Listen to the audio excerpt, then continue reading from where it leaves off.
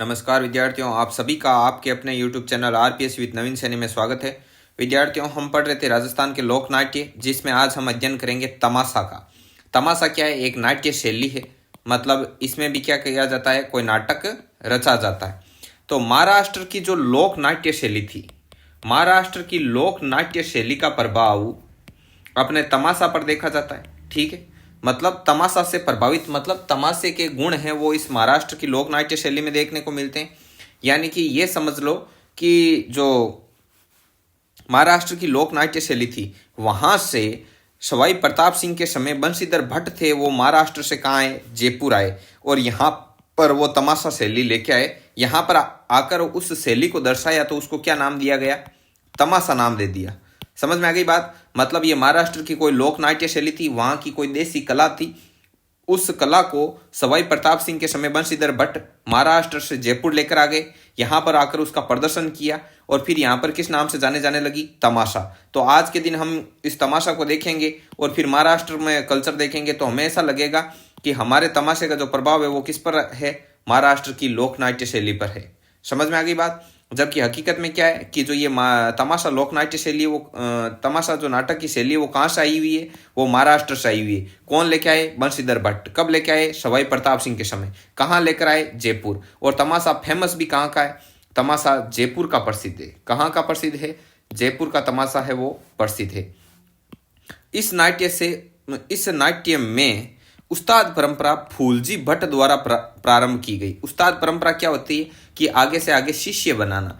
जैसे बंशीधर भट्ट है, वो आगे किसी को शिष्य बना लिया, फिर वो जब बंशीधर भट्ट चला गया तब ये शिष्य बन गए गुरु, फिर इन्होंने फिर शिष्य बनाए, ऐसे अनेक शिष्य बनाए, फिर इन्होंने अपने शिष्य बनाए, और ऐसे आगे से आगे ये कला चलती रही। इसे बोलते हैं उस्ताद परंपरा। और इसमें स्त्रियों का पात्र है, तो वो स्त्रियां ही रहती है। मतलब मान लो नाटक में कोई लेडीज की भूमिका अदा करनी है, तो उस समय लेडीज ही इसकी भूमिका क्या करेगी? अदा करेगी। जबकि बाकी आपने देखा होगा कि लोक कला में किसी भी जगह पर जैसे मान लो स्त्री का रोल करना है, तो पुरुष ही स्त्री की वेशभूषा धारण करके अपना रोल अदा करता था। लेकिन इस तमाशे में स्त्रियों की भूमिका स्त्रियां ही अदा करेगी। अभी तो ये चीज़ क्या नॉर्मल है, पहले उस समय में इतने पुराने टाइम में कोई भी जो लेडीज है वो तैयार नहीं होती थी इस प्रकार किसी नाटक में भूमिका निभाने के लिए, क्योंकि बंदिशें ज़्यादा थी। लेकिन फिर भी बंशीधर भट्ट के समय जयपुर की मशहूर नर्तकी जिसका नाम था गौहर जान, उसने स्त्री पात्र की भूमिका निभाई थी। और तमाशा है वो खुले मंच पर होता है। ये सबसे बड़ी बात कि तमाशा खुले मंच पर होता है, और उस मंच को क्या कहते हैं? उसे अखाड़ा कहते हैं। होली के दिन जोगी जोगन का तमाशा होता है, और दूसरे दिन होता है हीर रांझा का तमाशा। तो इसमें क्वेश्चन कैसे पूछे जा सकते हैं कि भाई जो एक तो किस नाट्य शैली में स्त्रियों का जो भूमिका है वो स्त्रियां ही निभाती है, तो इसमें तमाशा आ गया, एक दो और है। ऐसे पूछ सकते हैं कि भाई तमाशे में जो स्त्री पात्रों की भूमिका कौन निभाते हैं? स्त्री और पुरुष। पुरुष कौन निभा सकते हैं? तो कौन निभाते हैं? स्त्रियां। और बंशीधर भट्ट के समय ये जो गौहर जान थी ये फेमस थी। और तमाशा खुले मंच पर होता है, इस मंच को अखाड़ा कहा जाता है। होली के दिन किसका जो तमाशा होता है? तो जोगी जोगन का होता है, और दूसरे दिन होता है हीर रांझा का तमाशा। ठीक है विद्यार्थियों, आ गई बात समझ में? तो ये चीज़ है, वैसे फैक्ट है, समझने जैसा, इसमें कुछ खास है नहीं।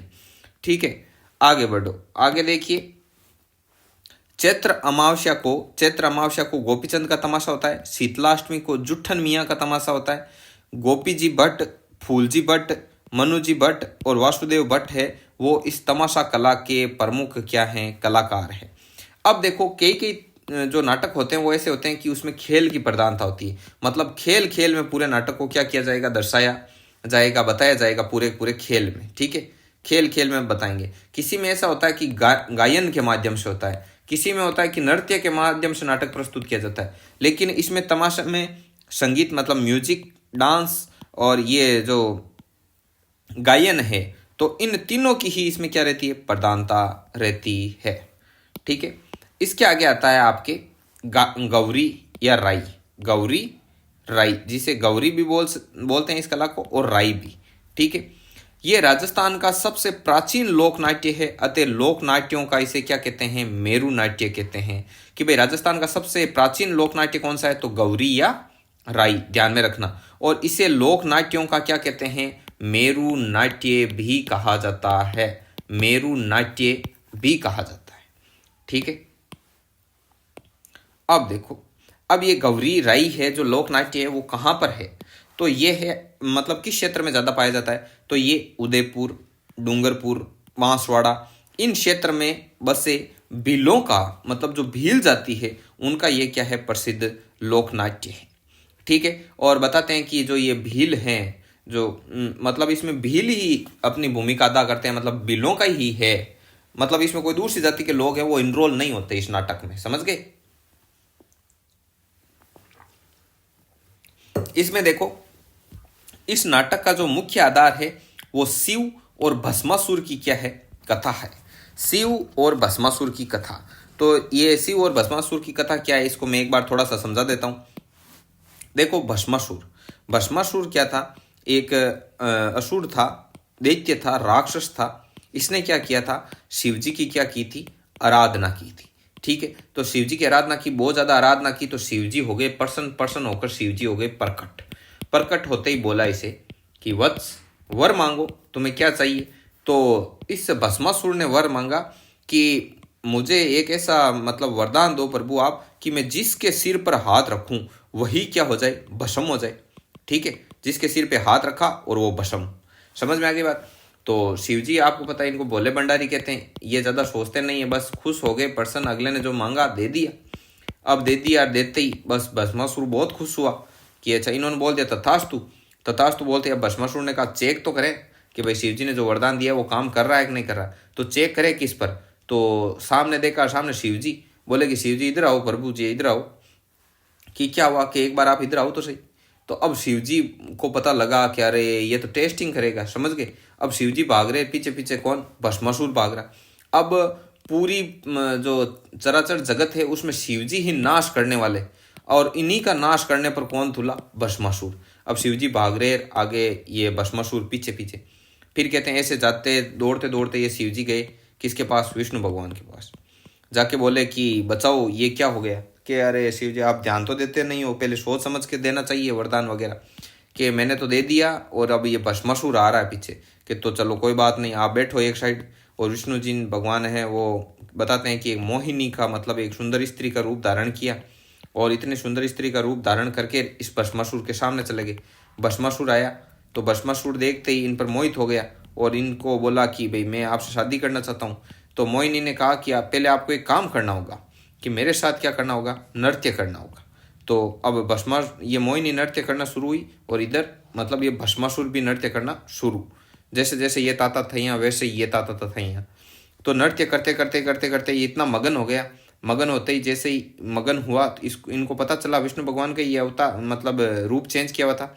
इन्होंने क्या किया, अपने सिर पर हाथ रखा, इनके हाथ रखते ही भस्मासुर ने भी हाथ रख लिया, और रखते ही ये क्या हो गया, भस्म हो गया। आगे बात समझ में। अब देखो आगे, ये कथा है, ये पूरी कथा चलती है इसमें, इस नाटक में। रक्षाबंधन के दूसरे दिन शुरू होता है ये गौरी राई प्रोग्राम, और ये दूसरे दिन से शुरू होकर 40 दिन तक चलता है।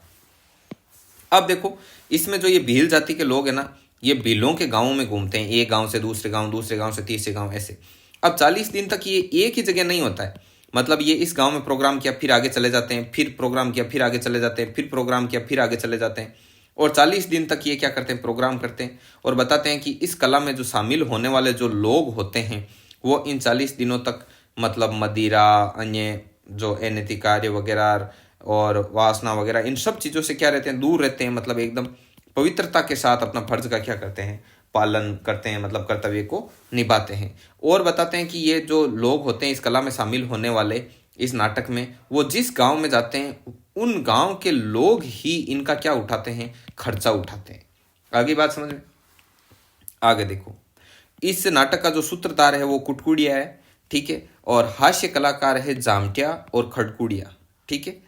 और गौरी की गाई, गाई ये ऐसे लिखा हुआ है, गाई। गौरी की गाई क्या होता है, गौरी के विभिन्न प्रसंगों को मूल कथानक से जोड़ने हेतु बीच बीच में किया जाने वाला जो सामूहिक नृत्य होता है वो होता है गौरी की गाई। मतलब अब इसमें जैसे नाटक चल रहा है, अब नाटक में क्या है, मतलब कथा आ गई, कहानी आ गई। अब कहानी आते आते आते आते अब एक कथानक को मतलब एक कहानी से दूसरी कहानी को जोड़ना है, तो बीच में क्या किया जाता है, बीच में सामूहिक नृत्य प्रस्तुत किया जाता है। सामूहिक नृत्य प्रस्तुत किया जाता है और इसे ही क्या कहते हैं, गौरी की गाई। ठीक है, अब कौन कौन से हैं मतलब इस गौरी और ये राई जो है आपके लोक नाट्य, इसके मतलब प्रमुख कौन कौन से चैप्टर हैं। मतलब ऐसे होता है ना, जैसे फिल्म आ गई, अब ये ऐसे समझ लो जैसे नाटक है तो नाटक की तरह ही फिल्म है। ठीक है, अब नाटक में अलग अलग नाटक हैं, जैसे ख्याल, तमाशा। ठीक है, तो ये नाटक की विभिन्न क्या शैलियाँ हैं, तो फिल्म की भी अपनी विभिन्न शैलियाँ हैं, बॉलीवुड, ये टॉलीवुड, ये साउथ वाली, हॉलीवुड। ठीक है, अब इस जैसे ये राई आ गई अपने, तो राई आ गया, ये राई भी है एक, जैसे ख्याल, तमाशा, राई, वैसे बॉलीवुड, टॉलीवुड। अब टॉलीवुड साउथ वाली मूवी है, जैसे साउथ की मूवी में आ गई आपके बॉलीवुड की है, बॉलीवुड में जैसे दबंग वगैरह ऐसे मूवी आ गई। वैसे ही गौरी राई में क्या है, गौरी राई में बंजारा बंजारी, बादशाह की सवारी, लाखा बंजारा, खंडलिया भूत, कान गुजरी। समझ गए। अब देखो ये नाम आपने कान गुजरी ये पहले भी सुने होंगे, लेकिन अब वो कान गुजरी वहां पर जो आएगी ना, तो वो जैसे अपने साउथ में कोई फिल्म बनी फिर उसको बॉलीवुड में और बना दिया, वैसे ही मतलब कान गुजरी वहां पर भी कोई एक नाटक होगा जिसको उस शैली में रचेंगे और यहाँ पर इस शैली में रचेंगे, ऐसे है। समझ गए। मतलब राई या गौरी एक लोक नाट्य शैली है, एक प्रॉपर शैली है जिसमें कोई नाटक रचा जाता है। अब विभिन्न नाटकों के नाम है ये खंडलिया भूत, कान गुजरी, ऐसे। इसके बाद आता है स्वांग, किसी विशेष ऐतिहासिक पौराणिक प्रसिद्ध व्यक्ति जैसी वेशभूषा धारण करना, स्वांग रचना। अब स्वांग कौन रचते हैं, स्वांग रचते हैं बेरूपिया। जैसे आपने आज भी गाँव में देखा होगा कि जैसे त्योहार वगैरह ऐसे अवसर पर क्या होते हैं, जो लोग होते हैं वो हनुमान जी के और शिव जी के ऐसे मतलब क्या कर लेते हैं, रूप धारण कर लेते हैं, मतलब उनकी जैसी वेशभूषा धारण कर लेते हैं, फिर एक गढ़ से दूसरे गढ़ जाते हैं, तो उसको क्या कहते हैं, स्वांग रचना, उसको करते हैं स्वांग रचना। तो किसी विशेष ऐतिहासिक पौराणिक प्रसिद्ध व्यक्ति जैसी वेशभूषा धारण करना स्वांग रचना कहलाता है।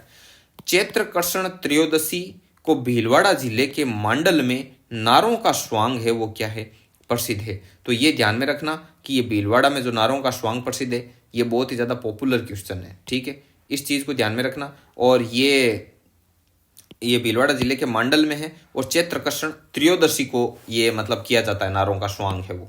तो इस चीज़ को आप ध्यान में रखना। आगे देखो, बहरूपिया कला भी इससे मिलती जुलती है, क्योंकि बहरूपिया कला में क्या होगा, बहरूपिया होगा और वो क्या करेगा, स्वांग रचेगा। तो बहरूपिया कला भी इससे मिलती जुलती है। जानकी लाल भांड, ये इतने इंपॉर्टेंट है, देखो ये दोनों फैक्ट जिसकी कोई लिमिट नहीं है। एक तो जानकी लाल भांड है, वो भीलवाड़ा ने इसे, भीलवाड़ा का है वो, तो जानकी लाल भांड ने इस कला को अंतर्राष्ट्रीय स्तर पर क्या किया था, लोकप्रिय किया था। और जानकी लाल भांड को मंकी मैन के नाम से जाना जाता है, यह ध्यान रखना। और परशुराम भी इस कला के क्या थे, कलाकार थे। अब देखो इस मतलब ये भीलवाड़ा के अलावा इधर जोधपुर में एक रावल जाति है, वो रावल जाति भी क्या करती है, इस कला का प्रदर्शन करती है। कौन सी, स्वांग का। इस कला का क्या करती है, प्रदर्शन करती है। बताते हैं कि इस रावल जाति के ही एक लोग थे धनरूप भांड, उन धनरूप भांड की कला से खुश होकर जोधपुर के जो महाराजा मान सिंह थे, इन्होंने इनको क्या दे दी थी, जागीर दे दी थी। ठीक है विद्यार्थियों, कैसा समझ में आ रहा है, कमेंट करके आपको ज़रूर से ज़रूर बताना है। और साथ साथ लिखने की बिल्कुल ज़रूरत नहीं है, ये जो PDF है वो टेलीग्राम पर उपलब्ध है, टेलीग्राम पर उपलब्ध है। टेलीग्राम का जो लिंक है वो डिस्क्रिप्शन में दे रखा है, तो डिस्क्रिप्शन खोल के टेलीग्राम लिंक को ज्वाइन कर लो। और यदि किसी के टेलीग्राम लिंक ज्वाइन करने में दिक्कत आ रही है तो वहाँ पर व्हाट्सअप नंबर भी दे रखे हैं और मैं यहाँ पर भी दे देता हूँ। इन पर मैसेज कर देना, अपना नाम और साथ में अपना डिस्ट्रिक्ट सेंड कर देना। उसके बाद हम आपको व्हाट्सअप ब्रॉडकास्ट में क्या कर देंगे, ऐड कर देंगे, जिससे आपको रोज़ क्या मिलेगा, पर्सनली लिंक मिलेगा वीडियो को अपलोड होते ही। ठीक है, अब देखो आगे है बवाई। बवाई भी एक शैली है। बवाई शैली में क्या होता है, मुख्यतया गुजरात की है। ठीक है, और राजस्थान के गुजरात सीमावर्ती क्षेत्रों में, मतलब जैसे ये राजस्थान का मैप और इस तरफ ये गुजरात, तो गुजरात की तो मुख्यतया है और अपने गुजरात बॉर्डर टच जो एरिया है यहाँ पर ये बवाई शैली क्या मतलब नाटकों की बवाई शैली पाई जाती है। इसमें संगीत की अपेक्षा म्यूजिक को कम ध्यान में रखा जाता है, बल्कि जो अभिनय, एक्टिंग और कर्तव्य पर अधिक बल दिया जाता है इस शैली में। ये नाट्य मुख्यतया भवाई जाति के क्या करते हैं, लोग करते हैं। अब देखो आगे, भवाई जाति की उत्पत्ति, कि भाई भवाई जाति कहाँ से उत्पन्न है, तो बताते हैं कि ये केकड़ी के बागाजी जाट से मानी जाती है भवाई जाति की उत्पत्ति। और ये खेल है वो व्यावसायिक प्रकृति का है। ये जो नाटक है, ये नाटक मतलब रचते हैं, खेलते हैं, इस नाटक का प्रदर्शन करते हैं भवाई जाति के लोग।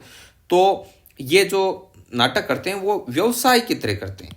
जैसे मान लो किसी को अपन पैसा दें तो एक तो वो भीख में है वैसे हो जाता है, एक मतलब उनका पैसा होता है कि वे उसी से कमा कर खाते हैं। और जैसे कई मनोरंजन के लिए करते हैं, कई कला मतलब गाना सुनाए तो ऐसा थोड़ी वो पैसे के लिए सुनाए, कई अपनी खुशी के लिए करते हैं। वैसे ये भवाई जाति होती है, ये अपने मतलब इनका बिजनेस ही यही है, ये व्यावसायिक प्रकृति की है ये कला, मतलब अपना बिजनेस ये पेट इसी से पालते हैं। जशिया वोडन, शांता गांधी का बीकाजी और बागाजी, मतलब जशिया वोडन है ये किसका लिखा हुआ है, शांता गांधी का है, समझ गए, मतलब इनका है ये। अब ये है क्या, भवाई जाति की जो शैली है, उस भवाई जाति में जो नाटक थे अलग अलग प्रकार के नाम होंगे उन नाटकों के, तो वो कौन से, बीकाजी और बागाजी और जशिया वोडन जो शांता गांधी का है, ये प्रमुख भवाई नाट्य है। ठीक है, रूप सिंह, तारा शर्मा और सांगीलाल है, वो क्या है, मुख्य कलाकार हैं। और इसमें पुरुष होता है उनको भोपा और महिला को भोपी कहा जाता है। और मतलब इनको सगोजी वे सगीजी भी कहते हैं। जैसे पुरुष है तो पुरुष भोपा का रहेगा और महिला भोपी, और इन भोपा और भोपी को सगोजी और सगीजी भी कहते हैं। इसके बाद में आती है फड़। अब ये फड़ क्या होती है मैं बता दूं आपको पहले, फड़ यहाँ पर अलग से कि फड़ कैसी होती है। फड़ होती है एक मतलब ऐसे बहुत लंबा कपड़ा होता है, जैसे लगभग 5 फुट चौड़ा, 30 फुट लंबा, ऐसे बहुत बड़ा कपड़ा होता है। इस कपड़े पर क्या होगा, किसी भी राजा महाराजा लोक देवता उनकी सबकी अलग अलग फड़ होती है। जैसे बाबू जी की फड़, रामदेव जी की फड़, तो उनके जन्म से लेकर उन्होंने जो जो कार्य किया, भक्ति की वगैरह, और किसकी रक्षा के लिए, प्राणों की मतलब गायों के प्राणों की रक्षा के लिए वगैरह वगैरह, जो भी हो उन सभी का करते करते कब उनका देहांत हो जाता है, मतलब शहीद हो जाते हैं, मृत्यु हो जाती है, कुछ भी हो, समाधि ले लेते हैं, जो भी, जन्म से मृत्यु तक का सभी का क्या करेंगे, इस फड़ पर चित्र बने हुए होंगे। पैदा होंगे तब तपस्या की, तब लड़ाई लड़ी, तब ऐसे चित्र बने होंगे। तो इस लंबी सी फड़ रहेगी। अब क्या करेंगे, अब इसमें फड़ रात्रि के समय इसका वाचन किया जाता है, तो एक दो खंबे लगाएंगे और इनके बीच में ऐसे इस पूरी की पूरी फड़ को तान देंगे। तान दिया, अब इस पर क्या है, यहाँ पर चित्र बने हुए सारे के सारे। तो अब ये पूरी फड़ खुलते ही, जिसकी भी फड़ है, बाबू जी की, रामदेव जी की, जिनकी भी, अब वो पूरी फड़ खुलते ही उनका पूरा जीवन चरित्र यहाँ पर, मतलब पूरी जो जीवनी है उनकी जीवन की कहानी, वो चित्रों के माध्यम से यहाँ हो गई चित्रित। अब वो सारी एक साथ दिखाई नहीं देगी।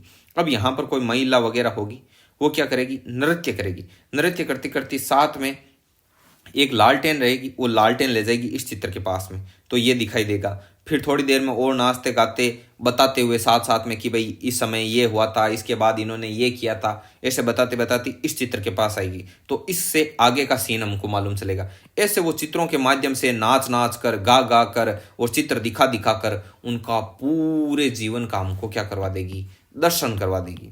और इसे बोलते हैं फड़र, फड़वात, बांचनार। तो मतलब ये अकेले नहीं होती, साथ में और होते हैं, वो भी गाते रहते हैं, बताते रहते हैं। ये मतलब महिला होती है, वो एक्टिविटी करती रहती है।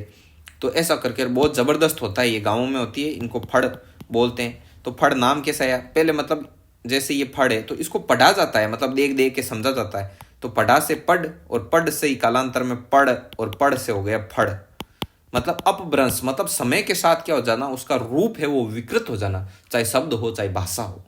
आगे बात समझ में।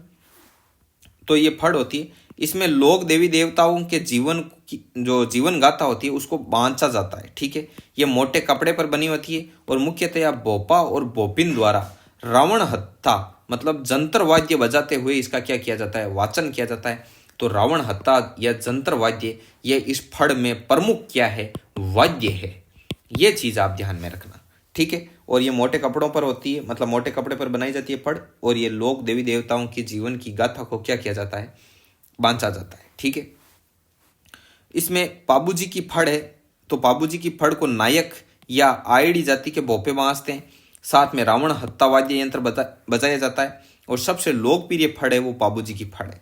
अब जो देवनारायण जी की फड़ है उसे गुर्जर जाति के भोपे बांसते हैं, और साथ में जंतर वाद्य यंत्र बजाया जाता है, और ये सबसे लंबी क्या है, फड़ है।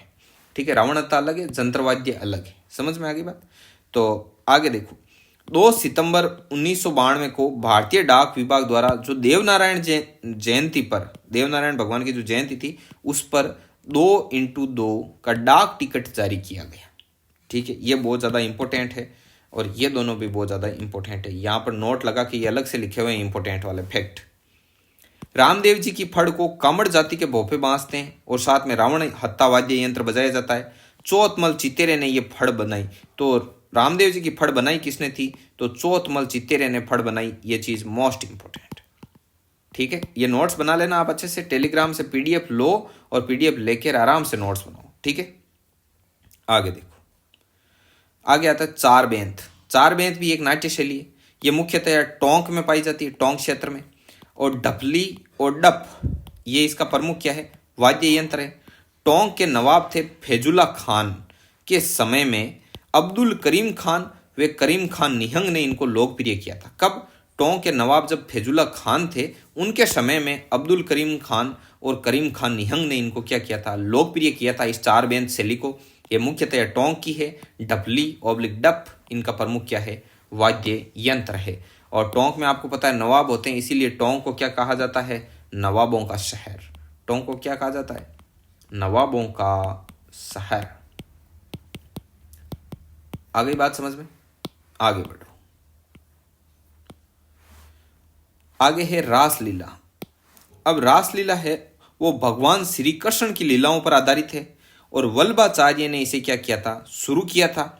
और रासलीला है वो भरतपुर क्षेत्र में लोकप्रिय है और शिवलाल कुमावत ने इसे क्या किया था? लोकप्रिय किया था। देखो, अब इन नोट्स में से आप रिमूव कुछ भी मत करना कि भाई इनको कुछ हटा दें, ये इंपॉर्टेंट होगा कि नहीं होगा। यहाँ पर सब इंपॉर्टेंट लिखा है। देखो, गाइड में बहुत ज़्यादा मटेरियल दिया गया है, सारा याद ना कर सको कोई बात नहीं, लेकिन मैंने यहाँ छांट कर आधा अधूरा किया है। मतलब समझ गए? आधा अधूरा ऐसे नहीं, परीक्षा की दृष्टि से कंप्लीट है, मतलब उसमें से आधा कर दिया है। तो अब इसमें से आधा आप कुछ भी मत करना। देखो, इंपॉर्टेंट है सब, एनसीईआरटी वगैरह ऑथेंटिक बुक से लिया गया कंटेंट है सारा का सारा। तो बहुत ही अच्छा है, आप पढ़ो इसको बस। रामस्वरूप वे हरगोविंद जी मुख्य कलाकार हैं इस कला के, रासलीला के। रामस्वरूप और हरगोविंद जी। और फुलेरा जयपुर की रासलीला प्रसिद्ध है। ये चीज़ बहुत ही ज़्यादा इंपॉर्टेंट है। यदि आपसे कोई पूछ ले कि भाई रासलीला कहाँ की प्रसिद्ध है, तो फुलेरा की। और फुलेरा कहाँ पर है? जयपुर में। सबसे पहला रासधारी नाटक लिखने का श्रेय है वो मेवाड़ के मोतीलाल जाट को जाता है। सबसे पहला रासधारी नाटक लिखने का श्रेय किसको जाता है? मोतीलाल जाट को। इंपॉर्टेंट। इसके आगे है रामलीला। भगवान श्री राम के जीवन की घटनाओं पर आधारित है रामलीला। तुलसीदास जी ने रामलीला को आरंभ किया। रासलीला को किसने आरंभ किया? वल्लभाचार्य ने। ऐसे कंपेयर कर करके पढ़ना है आपको, ठीक है। बिसऊ झुंझुनू की और पाटुंदा कोटा की और जुरहरा भरतपुर की, यहाँ की रामलीला प्रसिद्ध है। मतलब बिसऊ झुंझुनू में है तो बिसऊ की फेमस है, पाटुंदा की फेमस है, पाटुंदा कोटा में, जुरहरा की फेमस है, जुरहरा भरतपुर में है। तो इनकी रामलीला प्रसिद्ध है। और जो बिसऊ की जो रामलीला है ना, वो मूक अभिनय पर आधारित है। मूक मतलब उसमें साउंड बिल्कुल नहीं, बस साइन लैंग्वेज में। जैसे पहले फिल्में आती थी ना, मतलब बोलती फिल्में, तो आलम आरा पहली बोलती फिल्म थी, उसके बाद में जो फिल्में आई उनमें आवाज़ थी। इनमें साउंड कुछ नहीं है, बस बिना आवाज़ के समझो उनको। तो वैसी रामलीला कहाँ की है? बिसऊ की। उसमें सिर्फ अभिनय किया जाता है, मूक अभिनय, बोला बिल्कुल नहीं जाता है, बस हाव भाव समझने। तो ये फैक्ट बहुत ही ज़्यादा इंपॉर्टेंट है। उसके बाद में सनकादिकों की लीलाएं, ये भी अपने आप में क्या है? एक इम्पोर्टेंट है और साथ ही एक लोक नाट्य शैली है। तो ये गोसुंडा की और बस्सी की लोकप्रिय है, ठीक है। गोसुंडा और बस्सी की। कौन सी? सनकादिकों की लीलाएं। तो गोसुंडा में है वो अश्विन माह में होती है और बस्सी की कार्तिक माह में, कार्तिक पूर्णिमा को होती है। और जो गोसुंडा में होती है, इसमें नरसिंह है वो अवतार लेकर हिरण्यकश्यप को क्या करते हैं? मारते हैं। और इसमें क्या किया जाता है? इसमें गणेश, ब्रह्मा, कालिका, गोरा काला भैरुंजी, हिरण्यकश्यप, नरसिंह अवतार, इन सभी की क्या होती है? इसमें झांकियाँ होती है। इस नोट्स को है जैसे बना लेना, ठीक है। तो बस आज की क्लास में इतना ही है। मिलेंगे हम नेक्स्ट वीडियो में, तब तक के लिए जय हिंद, जय भारत।